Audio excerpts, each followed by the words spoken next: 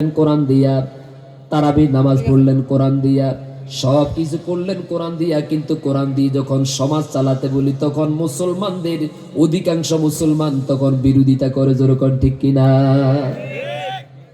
যদি সমস্ত মুসলমান কোরআনের পক্ষে থাকতো তাহলে ইসলামী শক্তিগুলো, ইসলামী দলগুলো যখন রাস্তায় মিছিল নিয়ে বের হয়, ওদের মিছিলের দল কি ভারী হতো নাকি আরো হালকা হতো? ভারী হতো। তার মানে বোঝা যায়, আবার যেগুলা বামপন্থী নিজে কিন্তু নাম মুসলমান, আব্দুল মান্নান, আব্দুল সালাম, আবুল কালাম, আব্দুল্লাহ আছে না নাই? কিন্তু দেখবেন যে ওদের মিছিলের সংখ্যা বেশি।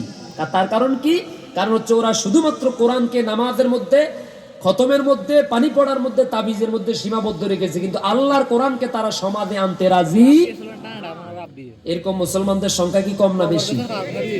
আমরা কি আব্দুল্লাহ ইবনে উবাইর মতো হব নাকি মুআদ ইবনে জাবাল রাদিয়াল্লাহু তাআলা আনহুর মতো হব? আল্লাহ যেন কবুল করেন। হযরতে মুআদ ইবনে জাবাল রাদিয়াল্লাহু তাআলা আনহু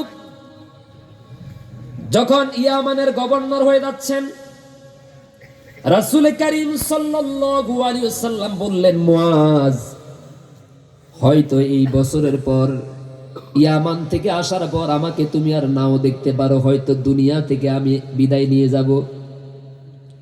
ও মুআজ, এটাই হতে পারে তোমার সাথে আমার জীবনের শেষ দেখা, হয়তো কখনো আর তোমার সাথে আমার দেখা না হতে পারে।